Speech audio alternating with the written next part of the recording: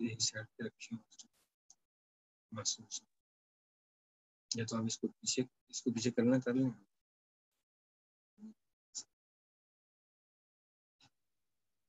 اس کو یہاں پہ تھوڑا سا اوپر لے دیں گے، تھوڑا سا نیچے لے دیں گے، ایسا کچھ۔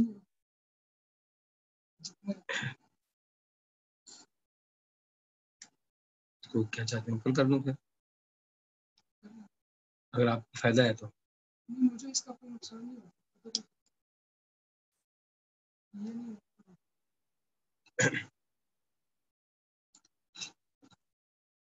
السلام علیکم ورحمۃ اللہ وبرکاتہ۔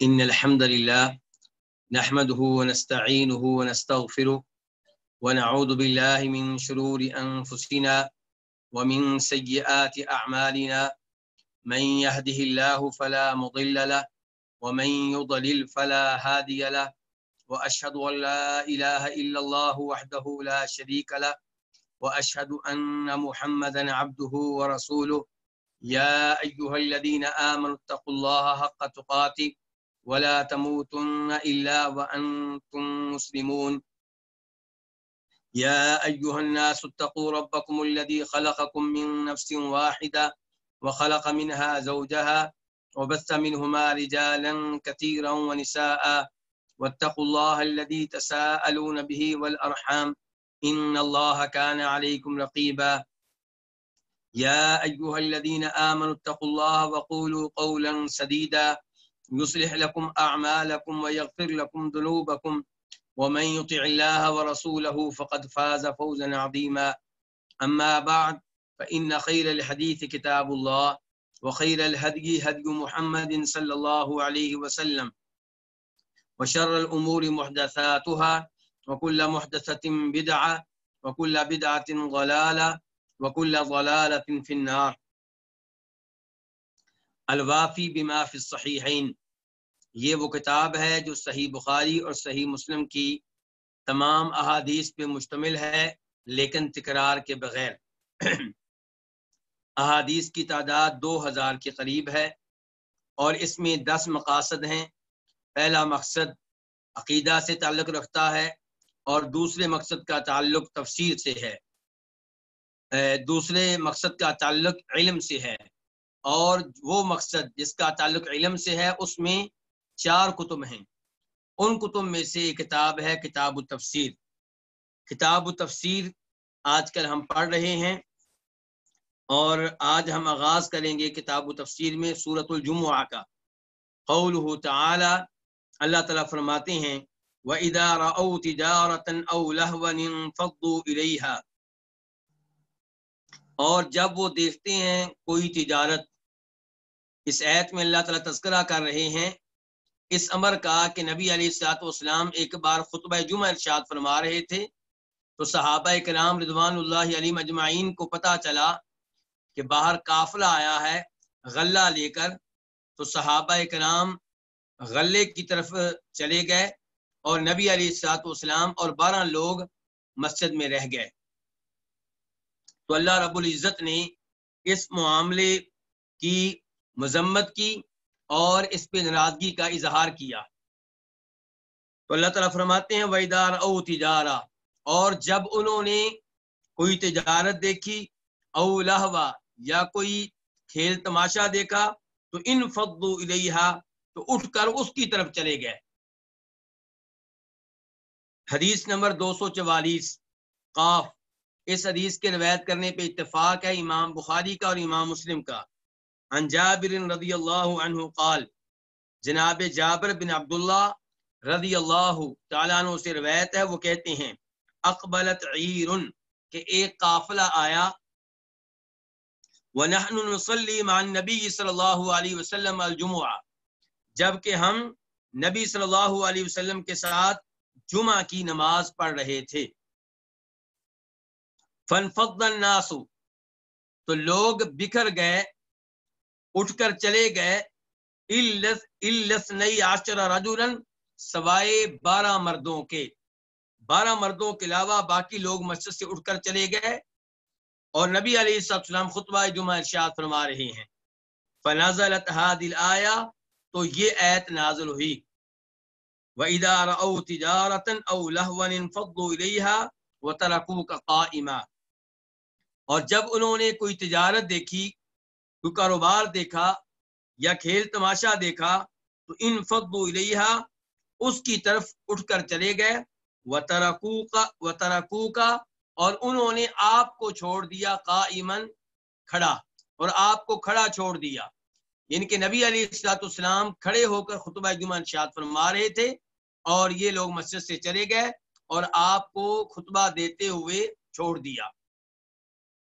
تو اللہ رب العزت نے یہاں پہ اپنی ناراضگی اور عتاب کا اظہار فرمایا ہے، اور اس حدیث سے یہ پتہ چلا کہ نبی علیہ السلام خطبہ جمعہ کھڑے ہو کے ارشاد فرمایا کرتے تھے، بیٹھ کر نہیں، اسی لیے اللہ تعالیٰ کہہ رہے ہیں وَتَرَكُوكَ قَائِمًا۔ اب یہاں پہ ہو سکتا ہے کوئی ایسا آدمی یہ حدیث پڑھے جس کے دل میں بغض ہو صحابہ کرام کا، جس کے دل میں عداوت ہو صحابہ کرام کی، تو وہ کہے دیکھو جی 12 کے علاوہ سب چلے گئے اور یہ کہتے ہیں صحابہ کرام بڑے عظیم تھے۔ تو اس بارے میں گزارش پہلے نمبر پہ یہ ہے کہ صحابہ کرام اس قافلہ کی طرف اٹھ کر کیوں چلے گئے؟ محسوس یہ ہوتا ہے کہ ان دنوں مدینہ میں خوراک نہیں مل رہی تھی، غلہ نہیں مل رہا تھا، کھانا پینا لوگوں کے لیے مشکل ہو چکا تھا، اسی لیے جو ہی اطلاع ملی کہ قافلہ آیا ہے یہ سب لوگ ادھر چلے گئے۔ اور آپ جانتے ہیں کہ ہماری شریعت بھی کھانے پینے کا خیال رکھتی ہے۔ مثال کے طور پہ نبی علیہ السلام ایک حدیث میں ارشاد فرماتے ہیں کہ جب نماز قائم ہو جائے اور کھانا موجود ہو تو آغاز کس سے کرو؟ کھانے سے کرو، یعنی کہ پہلے کھانا کھاؤ بعد میں نماز پڑھو، چاہے جماعت کھڑی ہوئی ہو۔ یعنی کہ اگر بھوک لگی ہے اور کھانا تیار ہے اور آپ سمجھتے ہیں کہ میں نماز پڑھوں گا تو دھیان کھانے کی طرف رہے گا، شریعت کہتی ہے کہ پہلے آپ کھانا کھائیں۔ تو بہرحال کھانا پینا ایک بنیادی ضرورت ہے۔ تو یہ صحابہ کرام اٹھ کر چلے گئے، اس وقت تک وہ نصوص موجود نہیں ہوں گی جن سے پتہ چلے کہ خطبہ جمعہ کی کس قدر اہمیت ہے۔ تو پھر جب یہ معاملہ آیا تو تب اللہ تعالیٰ نے وہ آیات نازل کی جن سے پتہ چلتا ہے کہ خطبہ جمعہ کی کیا اہمیت ہے۔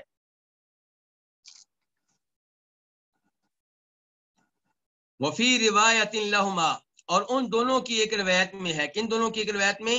بخاری اور مسلم کی ایک روایت میں، کہ اذ اقبلت عیر من الشام، کہ جب شام سے ایک قافلہ آیا۔ وفی روایت لمسلم، اور مسلم کی ایک روایت میں ہے، جن کے آخری الفاظ صرف مسلم میں ہیں، بخاری میں نہیں ہے، وہ کیا ہے کہ وہ رسول اللہ صلی اللہ علیہ وسلم یخطب، جب کہ اللہ کے رسول علیہ السلام خطبہ دے رہے تھے۔ جو روایت ہم نے پڑھی اس میں کیا الفاظ آئے ہیں کہ ہم نبی علیہ السلام کے ساتھ جمعہ کی نماز پڑھ رہے تھے۔ تو جمعہ کی نماز سے مراد 2 رکعتیں نہیں ہیں، جمعہ کی نماز سے مراد خطبہ اور نماز ہے۔ تو جب یہ قافلہ آیا اور لوگ باہر چلے گئے اس وقت خطبہ جمعہ آپ ارشاد فرما رہے تھے۔ اور یہ آخری روایات سے یہ پتا چلا کہ یہ قافلہ غلہ لے کر، خوراک لے کر کہاں سے آیا تھا؟ شام سے آیا تھا۔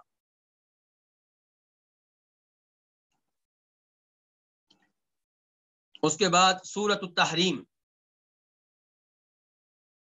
قولہ تعالی، اللہ تعالیٰ کا فرمان ہے، اللہ تعالیٰ فرماتے ہیں یا ایھا النبی لم تحرم ما احل اللہ لک، اے نبی آپ کیوں حرام کرتے ہیں اس چیز کو جو اللہ نے آپ کے لیے حلال کر دی ہے۔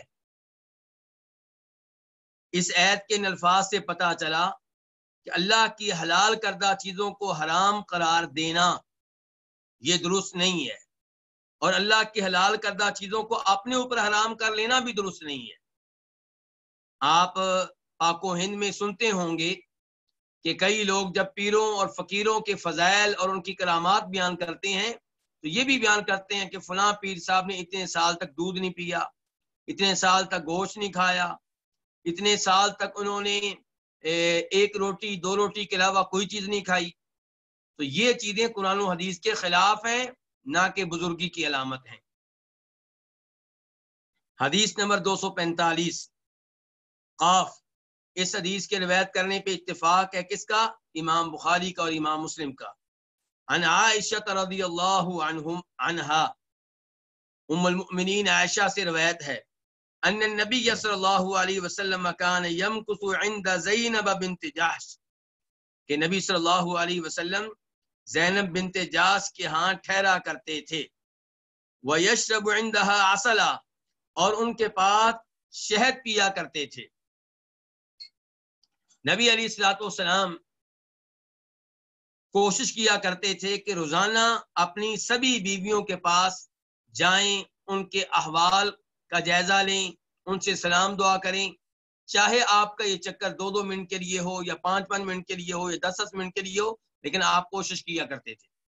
لیکن چند دنوں سے یہ ہو رہا تھا کہ آپ زینب بنت جحش رضی اللہ عنہ کے گھر میں زیادہ ٹھہرتے، زیادہ وقت دیتے ان کو، اور ان کے پاس زیادہ وقت کیوں دیتے؟ کیونکہ آپ ان کے گھر میں بیٹھ کے شہد پیا کرتے تھے، وہ آپ کو شہد پیش کیا کرتی تھی. فتواصیت انا وحفصہ، حدیث بیان کرنے والی کون ہے یہاں پہ؟ ام المؤمنین عائشہ. وہ فرماتی ہیں کہ میں نے اور حفصہ نے اتفاق کر لیا، ایک دوسرے کو تاکید کی. میں نے اور حفصہ نے اتفاق کر لیا، یا آپ کہہ لیں میں نے اور حفصہ نے ایک دوسرے کو تاکید کی. کس بات پہ اتفاق کر لیا؟ کس بات کی تاکید کی؟ کہ ان ایتنا دخل علیہ النبی صلی اللہ علیہ وسلم فلتقل انی اجد منک ریح مغافیر، کہ ہم میں سے جس کے پاس نبی علیہ الصلوۃ والسلام تشریف لائیں، فلتقل، بس چاہیے کہ وہ کہے. کس سے کہے؟ اللہ کے رسول سے، کہ انی اجد منک ریح مغافیر، کہ یقیناً میں آپ سے مغافیر کی بو پا رہی ہوں. مغافیر کیا چیز ہے؟ یہ ایک میٹھی گوند ہوتی ہے، درختوں پہ لگتی ہے، لیکن یہ بدبودار ہوتی ہے. تو جناب عائشہ اور جناب حفصہ نبی علیہ الصلوۃ والسلام کی بیویاں ہیں اور ہماری مائیں ہیں، اور یہ وہ 2 عظیم خاتون ہیں جنہیں یہ اعزاز حاصل ہے آپ کی باقی بیویوں کے ساتھ ساتھ کہ یہ جنت میں بھی نبی علیہ الصلوۃ والسلام کی بیویاں ہوں گی. ہم ان تمام سے محبت کرتے ہیں، ان تمام کا احترام کرتے ہیں، لیکن یہ ماننا پڑے گا کہ یہ نبی نہیں تھی. کیا تھی؟ انسان تھی. تو اس لیے جب انہوں نے دیکھا کہ نبی علیہ الصلوۃ والسلام جناب زینب کو زیادہ ٹائم دے رہے ہیں، تو انہوں نے محسوس کر لیا. اب وہ چاہتی ہیں کہ سب کو ایک جیسا ٹائم ملے.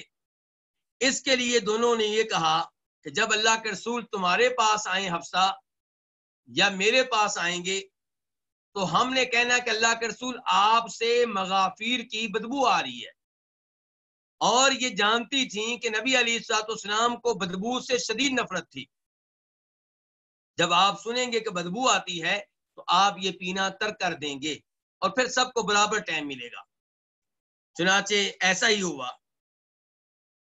تو کہتی ہیں ام المؤمنین عائشہ کہ ہم نے اتفاق کیا کہ ان ایتنا، کہ ہم میں سے جس کے پاس بھی نبی علیہ السلام تشریف لائیں، داخل ہوں، فلتقل، پس چاہیے کہ وہ کہے انی اجد منک ریح مغافیر، یقیناً میں آپ سے مغافیر کی بدبو پا رہی ہوں. مغافیر کے بارے میں بتا چکا ہوں، میٹھی گوند درختوں پہ لگتی ہے، ایک خاص قسم کے درخت پہ لگتی ہے. اکلتا مغافیر، یہ سوالی انداز ہے، کیا آپ نے مغافیر کھائی ہے؟ یعنی کہ مغافیر نامی میٹھی گوند کھائی ہے آپ نے؟ یہ اتفاق ہو چکا ہے دونوں کے مابین. فداخل علی احداہما، چنانچہ آپ ان میں سے ایک کے پاس تشریف لائے، یعنی کہ یا حفصہ کے پاس یا عائشہ کے پاس رضی اللہ تعالی عنہما، دونوں ہماری مائیں ہیں. فقالت له ذلك، تو اس نے کہا، کس نے؟ جس کے پاس آپ آئے تھے، یا وہ حفصہ تھی یا عائشہ. فقالت، تو اس نے کہا، لہو، آپ سے، آپ صلی اللہ علیہ وسلم سے، ذالک، یہ بات کہہ دی. کون سی بات؟ جس بات پہ اتفاق ہوا تھا کہ اللہ کے رسول مجھے آپ سے مغافیر کی بدبو آ رہی ہے، کیا آپ نے مغافیر نامی میٹھی گوند کھائی ہے؟ فقال، تو آپ علیہ الصلوۃ والسلام نے آگے سے کہا، لا، نہیں، بل شربت عسلا عند زینب بنت جحش، بلکہ میں نے زینب بنت جحش کے ہاں شہد پیا ہے. ولن اعود لہ، اور آئندہ میں اس کی طرف نہیں لوٹوں گا، آئندہ میں یہ کام نہیں کروں گا، آئندہ میں یہ شہد نہیں پیوں گا۔ جب آپ کو کہا گیا کہ آپ سے مغافیر جو میٹھی گوند ہے اس کی بدبو آ رہی ہے، تو آپ نے کہا میں نے تو وہ نہیں کھائی، البتہ میں نے شہد پیا ہے زینب کے ہاں، تو اس کا مطلب یہ ہے کہ بدبو اس سے آ رہی ہے، تو آئندہ میں وہ نہیں پیوں گا۔ یہاں پہ میں آپ کی توجہ چاہوں گا، ام المؤمنین عائشہ اور ام المؤمنین حفصہ، ان دونوں کا نبی علیہ الصلوۃ والسلام کے بارے میں عقیدہ کیا ہے؟ کیا ان کا عقیدہ یہ تھا کہ نبی علیہ الصلوۃ والسلام عالم الغیب تھے اور حاضر ناظر تھے؟ اگر ان کا عقیدہ یہ ہوتا کہ آپ عالم الغیب ہیں اور حاضر ناظر ہیں، تو آپس میں کبھی بھی ایسا منصوبہ نہ بناتی۔ انہوں نے آپس میں ایسا منصوبہ اسی لیے بنایا کہ اللہ کے رسول علیہ الصلوۃ والسلام کو پتہ نہیں چلے گا۔ اگر ان کو یہ پتا ہوتا، ان کا یہ عقیدہ ہوتا کہ اللہ کے رسول عالم الغیب ہیں یا حاضر ناظر ہیں، تو پھر آپس میں ایسی میٹنگ کبھی نہ کرتی، کہتی ہیں اللہ کے رسول تو سن رہے ہیں، حاضر ناظر ہیں، ہمارے ساتھ ہی ہیں۔ لیکن پتا چلا کہ ان کا بھی عقیدہ تھا کہ اللہ کے رسول حاضر ناظر نہیں ہے۔ جب وہ زینب بنت جاش کے گھر میں ہیں تو ام المومنین عائشہ کے گھر میں نہیں ہیں اور ان کو نہیں دیکھ رہے۔ جب آپ ام المومنین عائشہ کے گھر میں ہیں تو ام المومنین حفصہ کے گھر میں نہیں ہیں اور انہیں نہیں دیکھ رہے۔ تو صحابہ اکرام کا عقیدہ کیا ہے کہ اللہ کے رسول علیہ الصلوۃ والسلام اگرچہ سب سے زیادہ علم رکھنے والے ہیں، سب سے زیادہ غیبی باتیں آپ کو معلوم ہیں، لیکن عالم الغیب نہیں ہے، کیونکہ جو غیبی باتیں آپ کو معلوم ہیں وہ تمام انسانوں سے بڑھ کر ہیں، لیکن اللہ کے علم کے مقابلے میں ایسے جیسے سمندر کے پانی کے سامنے ایک قطرہ یا دو قطرے ہوں۔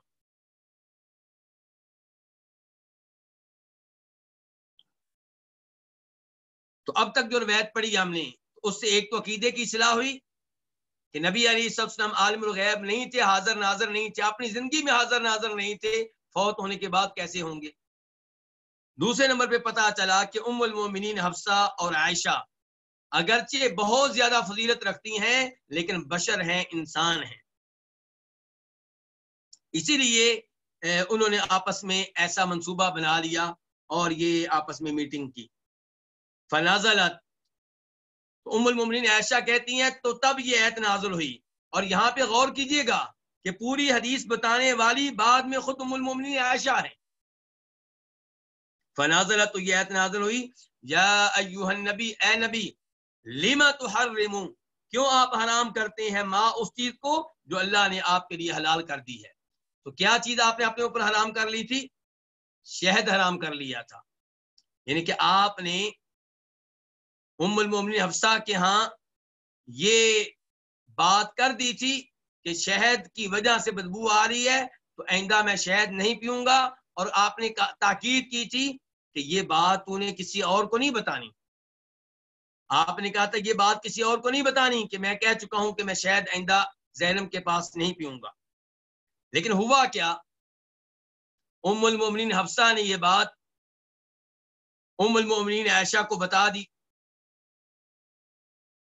کہ یوں نبی علیہ الصلوۃ والسلام آئے تھے اور میں نے منصوبے کے مطابق وہ الفاظ کہہ دیے تھے جس پہ اتفاق ہوا تھا، اور آپ نے یہ کہا ہے کہ آئندہ میں شہد نہیں پیوں گا۔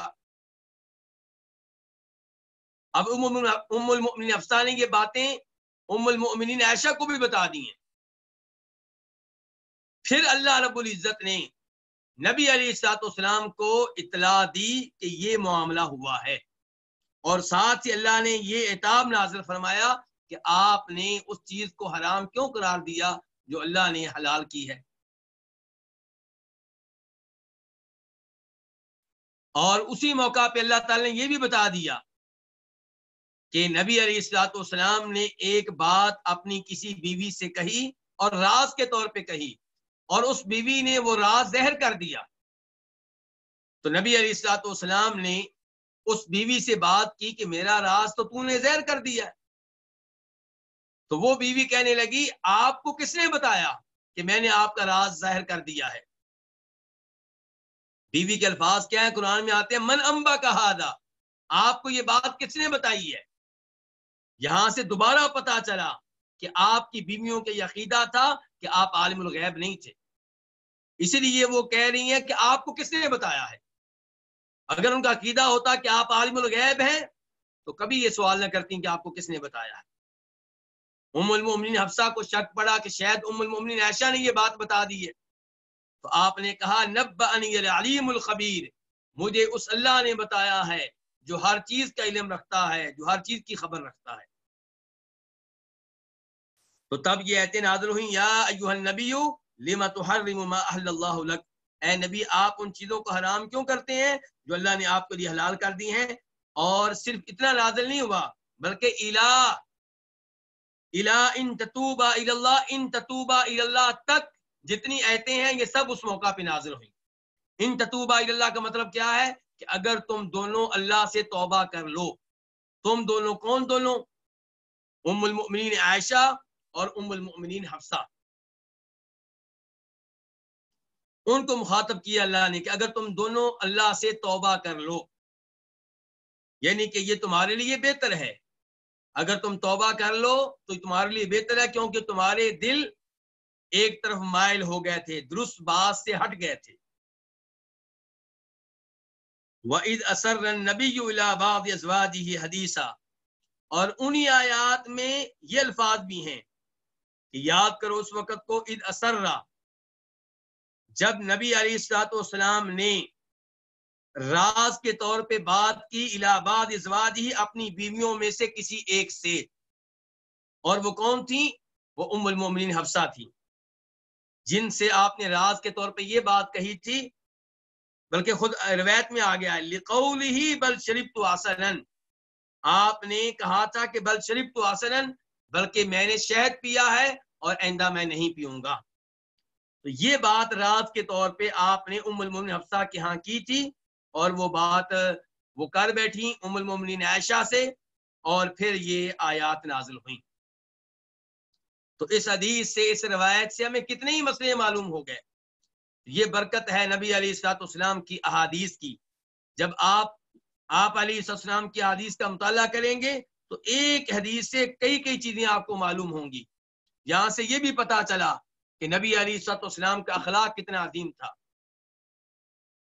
کہ بیویوں نے یہ منصوبہ بنایا اور منصوبے کے مطابق عمل بھی کیا، اور آپ کا راز بھی ظاہر کیا گیا، اس کے باوجود آپ نے طلاق نہیں دی، آپ نے ان کی پٹائی نہیں کی، آپ نے تحمل کا، برداشت کا مظاہرہ کیا۔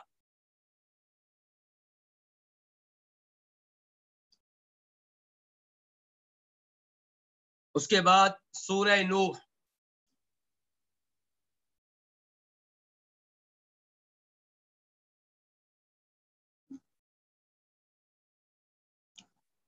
قوله تعالی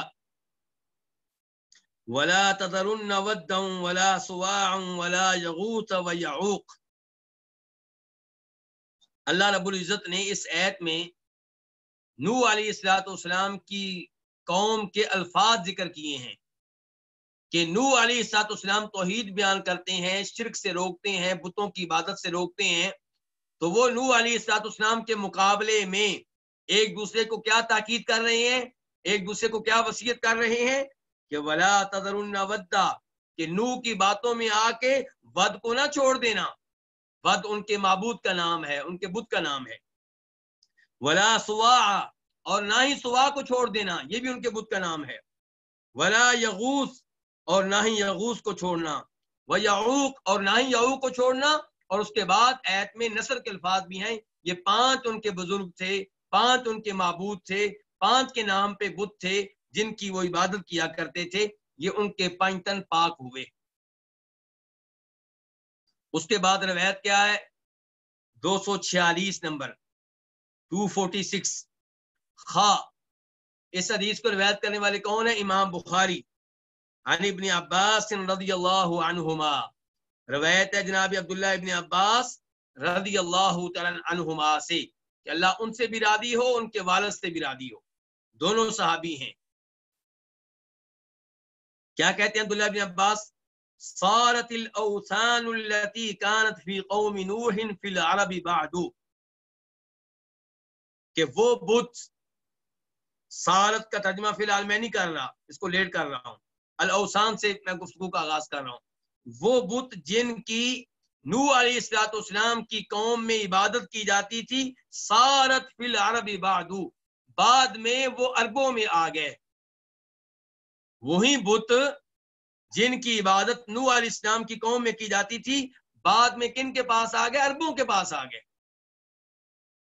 کیسے آئے اللہ بہتر جانتا ہے، اس بارے میں کئی اقوال ہیں علماء کرام کے، اور کچھ علماء کرام نے یہاں پہ لکھا ہے کہ اس سے پتہ چلا کہ آثار قدیمہ کو اہمیت دینا، پرانے بتوں کو اہمیت دینا، یہ سبب بنتا ہے شرک کا۔ شاید یہ بت کہیں پڑے ہوں، بعد میں وہ لوگ آئے ہوں گے جن کو تاریخ کا شوق ہوتا ہے، آثار قدیمہ کا شوق ہوتا ہے، اور انہوں نے ان کو باہر نکالا ہوگا، اور پھر دائیں بائیں ان کو تقسیم کیا گیا ہوگا، اور پھر یہ عربوں میں پہنچ گئے ہوں گے۔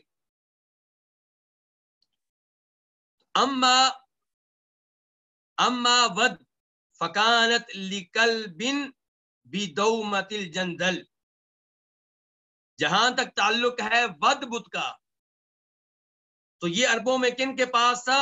فکانت، تو یہ بت تھا لکلب، کلب قبیلے کے ہاں۔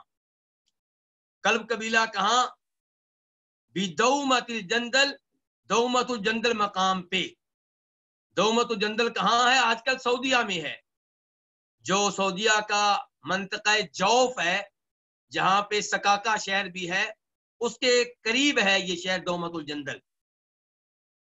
تو اما ود، جہاں تک تعلق ہے ود بت کا، تو یہ عربوں میں سے کلب قبیلے کے پاس تھا، بدومۃ الجندل، دومۃ الجندل میں۔ دومۃ الجندل بھی کہہ سکتے ہیں، دومۃ الجندل بھی کہہ سکتے ہیں، دونوں طرح ٹھیک ہے۔ وہ اما سوا، اور جہاں تک تعلق ہے سوا بت کا، کانت لی ہذیل، تو یہ ہذیل قبیلے کے پاس تھا۔ ہذیل قبیلہ مکے کے قریب رہتا تھا۔ وہ اما یغوث، اور جہاں تک تعلق ہے یغوث بت کا، فکانت لی مراد ثم لی بنی غطیف بالجرف عند سبا، تو یہ بت مراد قبیلے کے ہاں تھا۔ مراد قبیلہ کدھر رہتا تھا؟ یمن میں۔ فکانت، تو یہ یغوث بت تھا لی مراد، مراد قبیلے کے ہاں۔ ثم لی بنی غطیف، پھر مراد قبیلے کی برانچ اور شاخ بنی غطیف کے ہاں۔ مراد قبیلہ بہت بڑا قبیلہ ہے، تو مراد قبیلے میں کن کے پاس تھا یہ بت؟ مراد قبیلے کی شاخ بنی غطیف کے پاس۔ کس علاقے میں؟ بالجرفی، وادی جرف میں۔ وادی جرف کہاں؟ کیا مدینہ والی؟ نہیں، بالجرفی عند سبا، سبا کے ہاں۔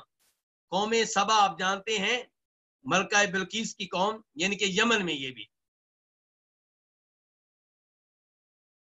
تو سبا شہر کا نام بھی تھا۔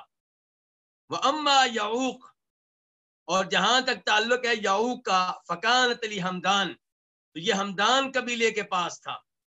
وہ اما نصر، اور جہاں تک تعلق ہے نصر کا، فکانت لی حمیر، تو یہ حمیر قبیلے کے پاس تھا۔ حمیر قبیلہ کہاں؟ یمن میں۔ لآل ذی القلاع، تو حمیر کے پاس، حمیر میں تھا، حمیر قبیلے کے پاس تھا، لآل ذی القلاع، جو کہ ذوالقلاع کی اولاد ہیں۔ ذوالقلاع یہ ایک بادشاہ گزرا ہے، اس کی اولاد ہیں۔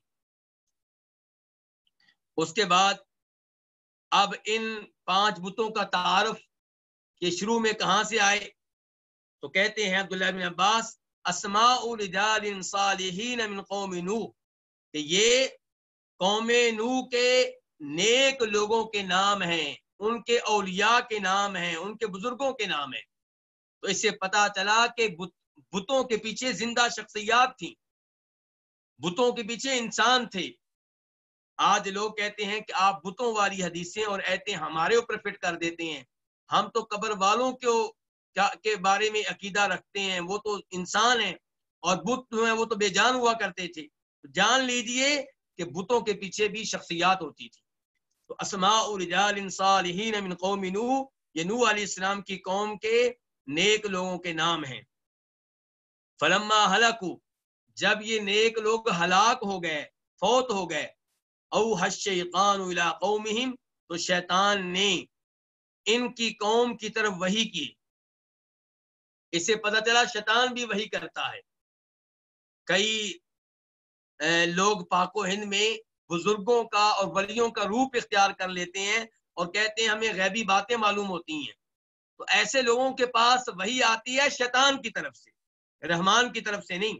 یہاں پہ دیکھیے اوحى الشیطان, شیطان نے وہی کی ان کی قوم کی طرف, یعنی کہ وسوسہ ڈالا ان کے ذہنوں میں. وہی سے مراد یہ ہے. تو شیطان نے ان کی قوم, کن کی قوم, ان نیک لوگوں کی قوم, یہ 5 نیک لوگ تو فوت ہو گئے, اب جو ان کی قوم تھی ان کے ذہنوں میں شیطان نے بات ڈالی. کیا ڈالی؟ اننسبوا الی مجالسہم التی کانوا یجلسون انصابا, کہ نسب کرو, کیا نسب کرو, انصابا مورتیاں, الی مجالسہم ان کی ان مجالس میں, التی کانوا یجلسون جن مجالس میں وہ بیٹھا کرتے تھے. جہاں جہاں بیٹھ کے وہ اللہ کی عبادت کرتے تھے, جہاں جہاں بیٹھ کے وہ اعتکاف کرتے رہے, جہاں جہاں بیٹھ کے وہ اللہ رب العزت کو راضی کرتے رہے, وہیں پہ مورتیاں قائم کر لو. اور آج بھی شرک کے اڈے پاک و ہند میں ایسے قائم ہوتی ہیں. کہتے ہیں یہاں پہ فلاں بابا جی نے, فلاں پیر صاحب نے چلہ کاٹا تھا, یہاں پہ انہوں نے اعتکاف کیا تھا, اسی جگہ پہ کو اہمیت دی جاتی ہے. وہاں پہ چند کپڑے جو ہیں وہ لٹکا دیے جاتے ہیں اور رنگ و روغن وہاں پہ کر دیا جاتا ہے, اور پھر لوگوں کو دعوت دی جاتی ہے کہ یہاں پہ چڑھاوے چڑھاؤ, اور پھر لوگوں کی کمائی شروع ہو جاتی ہے. وَسَمُّوهَا بِأَسْمَائِهِمْ, شیطان نے کہا کہ ان کی وہ مجالس جہاں پہ وہ بیٹھا کرتے تھے مورتیاں نصب کر دو.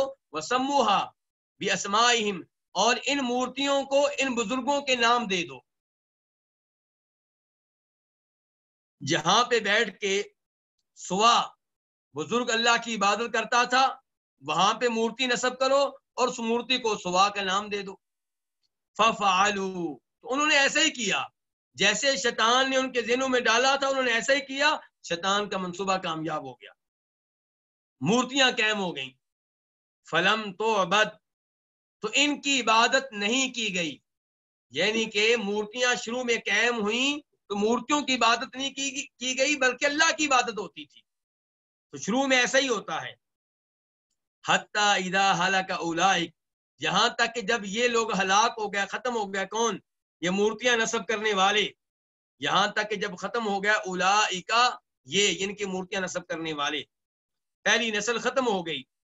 وتنسخ العلم, اور علم تبدیل ہو گیا. ان کے پہلی نسل کے پاس معلومات تھیں کہ ان مورتیوں کو نصب کرنے کا مقصد صرف یہ ہے کہ ان کو دیکھ کر بزرگ یاد آئیں گے اور ہمارے ذہنوں میں آ جائے گا کہ بزرگ کیسے اللہ کی عبادت کیا کرتے تھے تو ہم بھی کیا کریں گے. وتنسخ العلم, علم تبدیل ہو گیا. ان کی جو معلومات تھیں مورتیوں کو نصب کرنے کے بارے میں وہ تبدیل ہو گئیں. عبیدت, جب یہ صورتحال ہوگی کہ جب یہ ختم ہو گئے اور علم تبدیل ہو گیا تو عبیدت, پھر ان بتوں کی عبادت کی گئی, ان مورتیوں کی عبادت کی گئی. تو یہ وہ طریقہ ہے جو شیطان اپناتا ہے شرک شروع کروانے کے لیے. اسی لیے ہماری شریعت میں نبی علیہ الصلوۃ والسلام نے ان امور میں بڑی سختی کی ہے. آپ فوت ہونے سے پہلے کہہ رہے تھے, بخاری مسلم کی حدیث ہیں, اللہ کی لعنت ہو یہودیوں اور عیسائیوں پہ کہ انہوں نے اپنے نبیوں اور نیک لوگوں کی قبروں کو سجدہ گاہیں بنا لیا تھا. یعنی کہ نبیوں اور نیک لوگوں کی قبروں کے پاس آ کے سجدے کرتے تھے, کس کو, اللہ کو. لیکن وہیں سے شرک کا آغاز ہوا. بعد والوں نے سمجھا کہ ہمارے بڑے انہی کو سجدہ کرتے تھے, تو اس لیے ہماری شریعت میں قبروں کے معاملے میں غلو سے روکا گیا ہے. قبروں کی حد سے زیادہ تعظیم کرنا اسی لیے روکا گیا ہے. اسی لیے آپ نے قبروں پہ تختیاں لگانے سے, نام لکھنے سے روکا ہے, قبروں پہ بلڈنگ بنانے سے روکا ہے, قبروں کو بہت اونچا بنانے سے روکا ہے. سادہ سی قبر ہو تاکہ کوئی اس میں غلو نہ کرے اور تاکہ وہ شرک کا اڈا نہ بنے.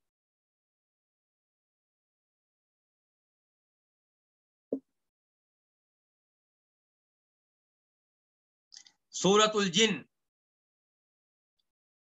قولہ تعالی, اللہ تعالیٰ فرماتے ہیں قل اوحی الی انہ استمع نفر من الجن، آپ کہہ دیں کہ میری جانب وحی کی گئی ہے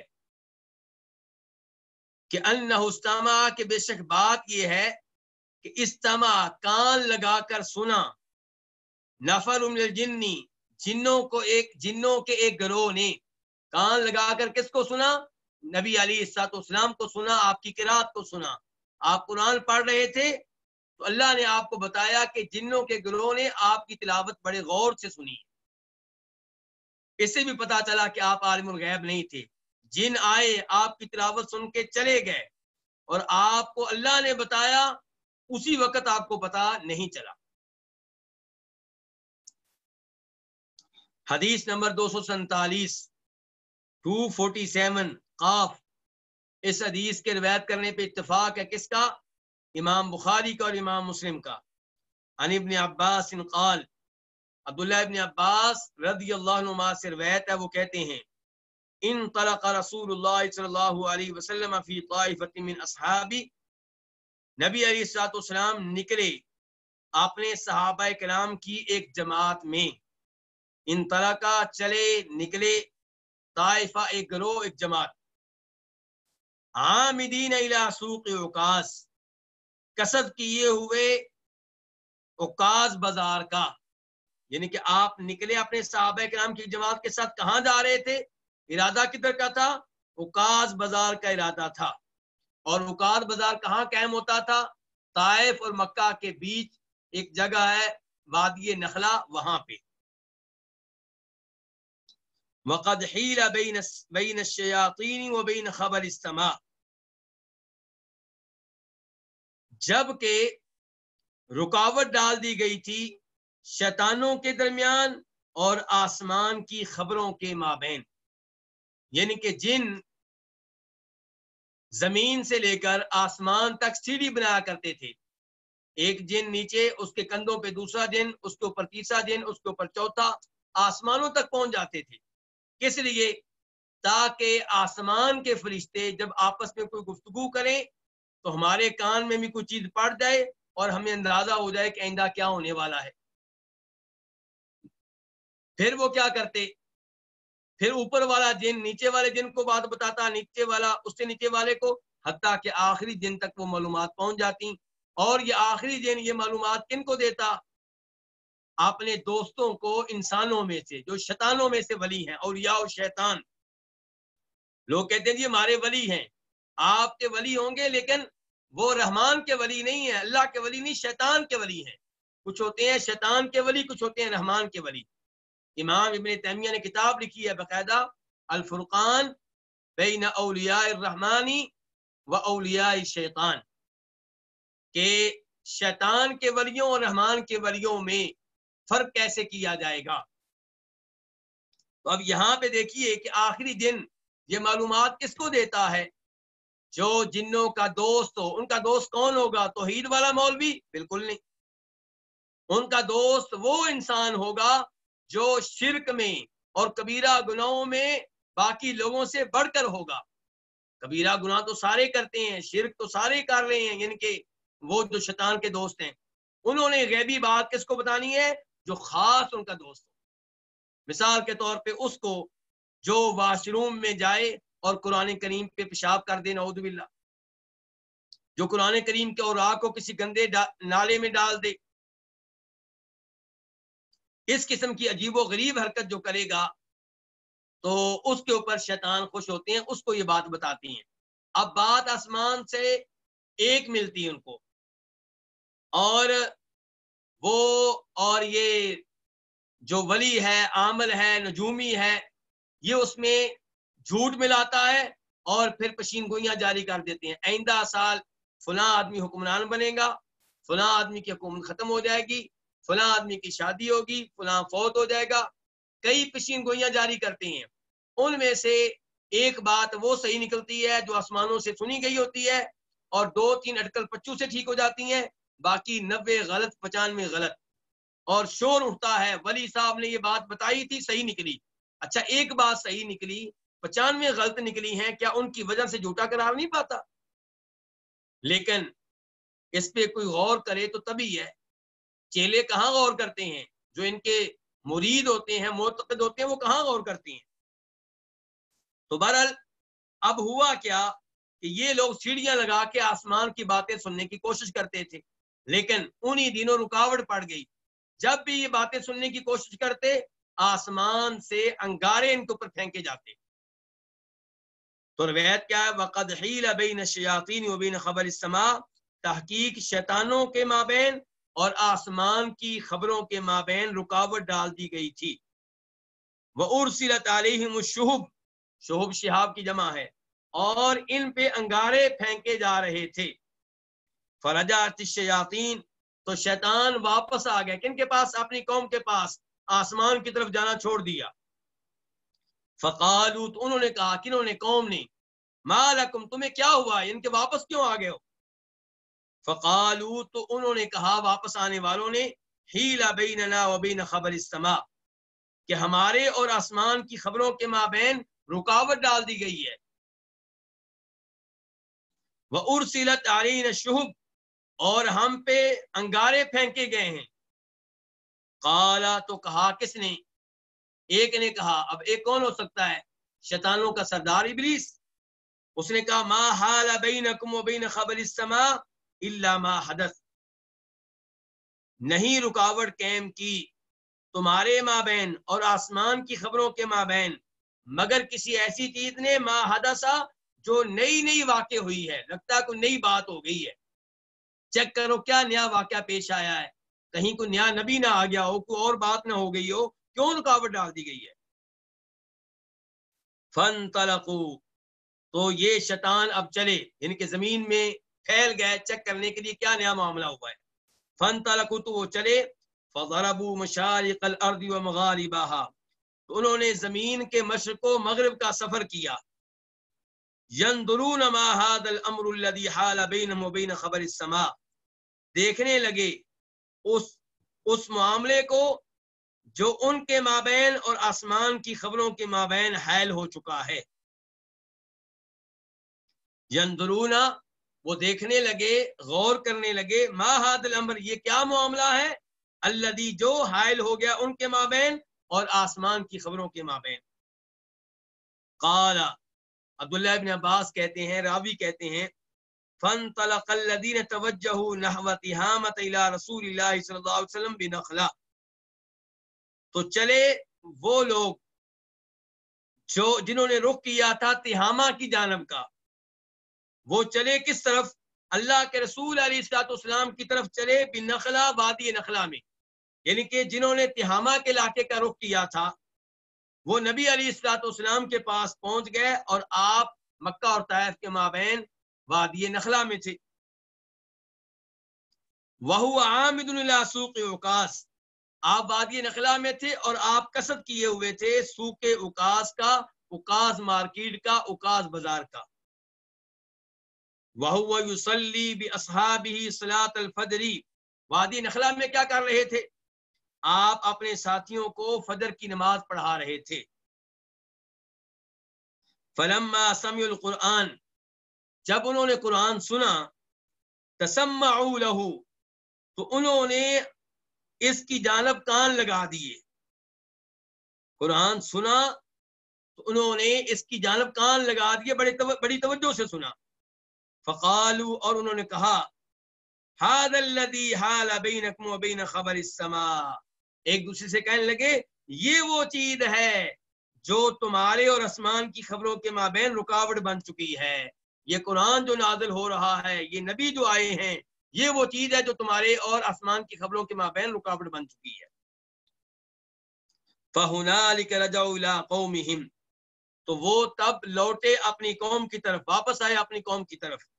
فقالوا، اور انہوں نے آ کے کہا، یا قومنا، اے ہماری قوم، انا سمعنا قرآنا عجبا، یقیناً ہم نے ایک عجیب و غریب قرآن سنا ہے، یہدی الی الرشد، جو رہنمائی کرتا ہے، الی الرشد، سیدھی راہ کی طرف، فآمنا بہ، تو ہم اس پہ ایمان لے آئے ہیں۔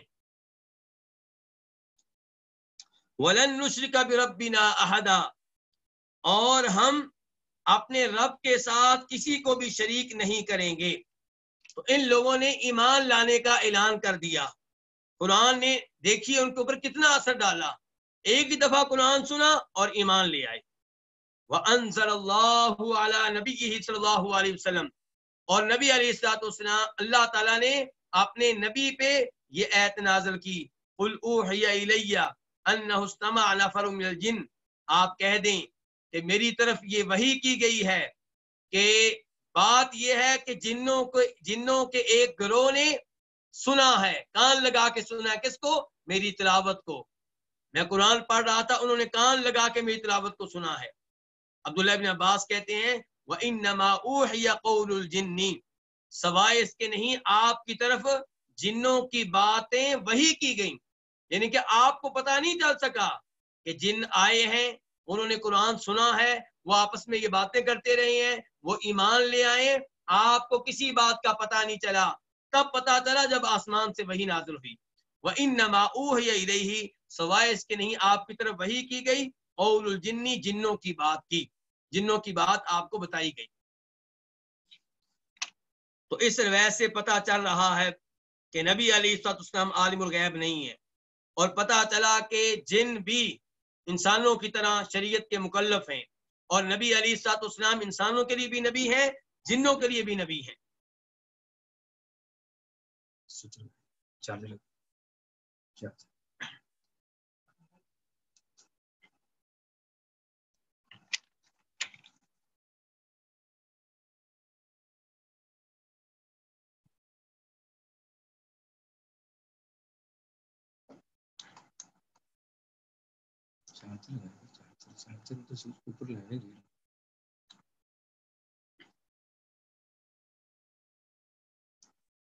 اس کے بعد سورۃ القیامہ،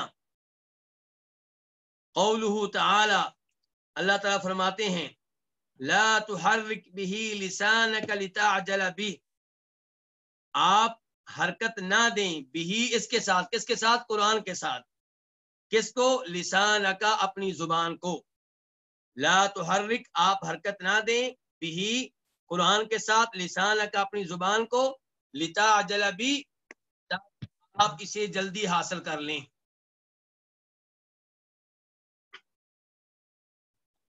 اللہ رب العزت یہاں پہ نبی علیہ الصلوۃ والسلام کو اس موقع پہ جب کہ آپ پہ جبریل علیہ السلام وحی لے کر آتے تھے، قرآن لے کر آتے تھے، جلدی کرنے سے روکا ہے۔ نبی علیہ الصلوۃ والسلام جبریل علیہ السلام سے وحی سنتے بھی اور زبان سے جلدی جلدی پڑھتے بھی، تاکہ بعد میں بھول نہ جاؤں، اور آپ ٹینشن لیتے کہیں کوئی وحی رہ نہ جائے، پریشان ہوتے، اور آپ کو اس موقع پہ شدید مشقت کا سامنا کرنا پڑتا۔ تو اللہ رب العزت نے وہ آیات نازل کی جن میں اللہ تعالی نے کہا کہ آپ اس معاملے میں جلدی نہ کریں، آپ توجہ سے آرام سے وحی سنیں، پھر اسے آپ کے سینے میں محفوظ کرنا بھی ہمارا کام، اور آپ کی زبان سے اس کی تلاوت کروانا بھی ہمارا کام، اور اس کا معنی و مفہوم آپ کو بتانا بھی ہماری ذمہ داری۔ تو فرمایا لا تحرک به، آپ اس قرآن کے ساتھ نہ حرکت دیں، کس کو؟ لسانک، اپنی زبان کو، لتعجل به، تاکہ آپ اسے حاصل کرنے میں جلدی کریں۔ لتعجل به سے مراد کیا ہے؟ یہ قرآن۔ حدیث نمبر 248 قاف، اس حدیث کے روایت کرنے پہ اتفاق ہے، کس کا؟ امام بخاری کا اور امام مسلم کا۔ عن ابن عباس رضی اللہ عنہما فی قولہ تعالی لا تحرک به لسانک لتعجل به قال، عبداللہ ابن عباس سے روایت ہے اللہ تعالیٰ کے اس فرمان کے بارے میں کہ لا تحرک به لسانک لتعجل به، اس فرمان کی وضاحت کرتے ہوئے قال، عبداللہ ابن عباس کہتے ہیں کہ کان رسول اللہ صلی اللہ علیہ وسلم یعالج من التنزیل شدۃ، کہ نبی علیہ الصلوۃ والسلام یعالج، سامنا کرتے تھے، من التنزیل، نزول قرآن کے موقع پہ، شدتاً، سختی کا، آپ کو بڑی مشقت کا سامنا کرنا پڑتا، آپ کو بہت زیادہ مشقت ہوتی جب کہ قرآن نازل ہوتا، تو یعالجو، آپ سامنا کرتے، من التنزیلی نزول قرآن کی وجہ سے کس چیز کا سامنا کرتے؟ شدتاً سختی کا، آپ کو بڑی سختی کا سامنا کرنا پڑتا. وَكَانَ مِمَّا يُحَرِّكُ شَفَتَيْهِ، اور آپ بسا اوقات یحرکو حرکت دیتے شفتہی اپنے ہونٹوں کو، یعنی کہ ادھر وہی نازل ہو رہی ہوتی اور آپ جلدی سے اسے پڑھ رہے ہوتے، اپنی زبان کو ہونٹوں کو حرکت دے رہے ہوتے تھے. مما کا یہاں پہ معنی کیا ہے؟ بسا اوقات، بہت دفعہ.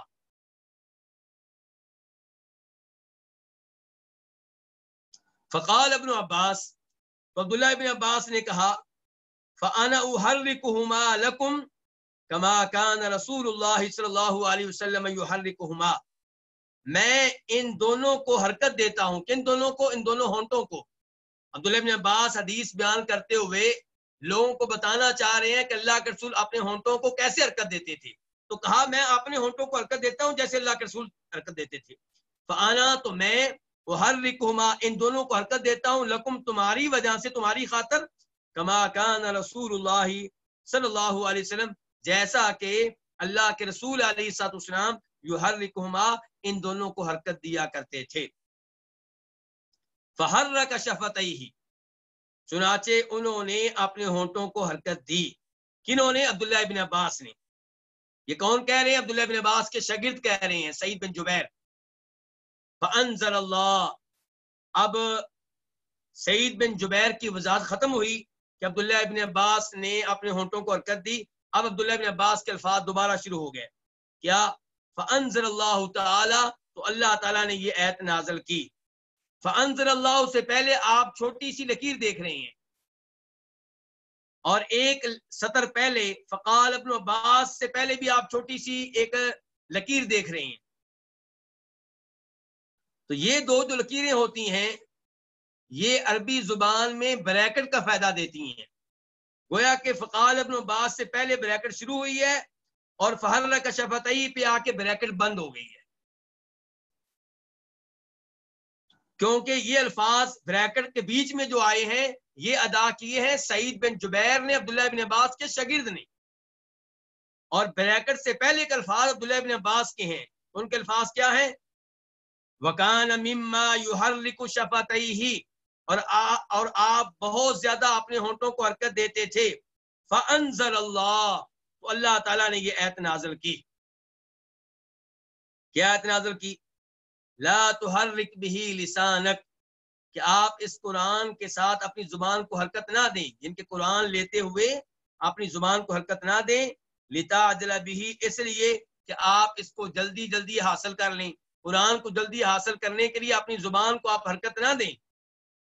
اِنَّ عَلَيْنَا جَمْعَهُ وَقُرْآنًا، بے شک ہمارے ذمے ہے جمعہ، اس کا محفوظ کرنا، یعنی کہ اس کا محفوظ ہو جانا آپ کے سینے میں ہمارے ذمے ہے. وَقُرْآنَهُ، اور اس کی تلاوت بھی ہمارے ذمے ہے. اب پہلی آیت کی وضاحت عبداللہ بن عباس پہلے کر چکے ہیں، لا تحرک بہ لسانک لتعجل بہ، اس کی وضاحت انہوں نے کر دی. اب یہاں پہ دو آیتیں، دوسری آیت کیا؟ ان علینا جمع وقرآن، اس کی وضاحت کرنے لگے ہیں عبداللہ بن عباس، اس کی تفسیر کرنے لگے ہیں. قال، کہا کس نے؟ عبداللہ بن عباس نے. جمعہ لک فی صدرک، جمعہ اس کو محفوظ کرنا، لک آپ کی خاطر، فی صدرک آپ کے سینے میں. یہ کس کا معنی ہے؟ آیت کے لفظ ان علینا جمعہ، جمعہ کی تفسیر کی ہے عبداللہ بن عباس نے کہ جمعہ اس کو محفوظ کرنا، لک آپ کی خاطر، فی صدرک آپ کے سینے میں، وتقرأہ، اور آپ کا اس کو پڑھنا، یعنی کہ یہ دونوں چیزیں ہمارے ذمے ہیں، سینے میں محفوظ کرنا بھی اور زبان سے اس کی تلاوت جاری کروانا بھی، دونوں چیزوں کی ذمہ داری اللہ نے لے لی. اس کے بعد فرمایا اللہ تعالیٰ نے فَإِذَا قَرَأْنَاهُ، پس جب ہم اس کی تلاوت کر لیں، یعنی کہ جب ہمارا بھیجا ہوا رسول جبریل علیہ السلام، جبریل بھی رسول ہے اللہ تعالیٰ کے فرشتوں میں سے، وہ اللہ کا پیغام لے کے نبی کے پاس آتے ہیں. تو جب ہم اس کی تلاوت کر لیں، یعنی کہ ہمارا فرشتہ جبریل ہمارے حکم سے اس کی تلاوت کر لے قرآن کی، فَاتَّبِعْ قُرْآنَ، تو آپ اس کی تلاوت کی پیروی کریں، یعنی کہ جب وہ تلاوت کر لے اس کے بعد آپ تلاوت کریں. قال عبداللہ ابن عباس کہتے ہیں اس آخری آیت کی تفسیر کرتے ہوئے فاستمع له، تو آپ اس کو غور سے سنیں، وانصت، اور آپ خاموش رہیں، اس موقع پہ آپ تلاوت نہ کریں، آپ غور سے سنیں اور خاموش رہیں۔ ثم ان علینا بیانا، اس کے بعد ایک اور آیت، یہ ترتیب سے ساری آیتیں نازل ہوئی ہیں۔ ثم ان علینا بیانا، پھر ان بے شک علینا ہمارے ذمے ہے، بیانہ اس کو واضح کر دینا، اس قرآن کو واضح کر دینا بھی ہماری ذمہ داری۔ کتنی چیزیں ہو گئیں؟ نمبر 1 آپ کے سینے میں محفوظ کر دینا، نمبر 2 اس کی تلاوت آپ کی زبان پہ جاری کروا دینا، نمبر 3 اس کے مشکل الفاظ اور مشکل جملوں کا معنی و مفہوم آپ کے سینے میں بٹھا دینا، وہ بھی ہماری ذمہ داری ہے۔ تو اس آخری آیت کی تفسیر کرتے ہوئے عبداللہ بن عباس کہتے ہیں ثم پھر انا بے شک علینا ہمارے ذمے ہے ان تقرأوا کہ آپ اس کی تلاوت کی ایسی تلاوت کریں کہ آپ اس کا معنی مفہوم سمجھ چکے ہوں۔ فکان رسول اللہ صلی اللہ علیہ وسلم بعد ذلك، تو اللہ کے رسول صلی اللہ علیہ وسلم بعد ذلك، اس کے بعد، کس کے بعد؟ ان ایتوں کے نازل ہونے کے بعد، کہ آپ جلدی نہ کریں، زبان کو حرکت نہ دیں، آپ کے سینے میں بٹھانا بھی ہماری ذمہ داری، تلاوت کروانا بھی ہماری ذمہ داری۔ تو اس کے بعد اذا اتاہ جبریل، جب آپ کے پاس جبریل آتے، استمع، آپ کان لگا کر سنتے، فاذا انطلق جبریل، جب جبریل چلے جاتے، قرأہ النبی صلی اللہ علیہ وسلم، تو آپ اس کی تلاوت ایسے ہی کرتے کما قرأہ، جیسے جبریل نے اس کی تلاوت کی ہوتی۔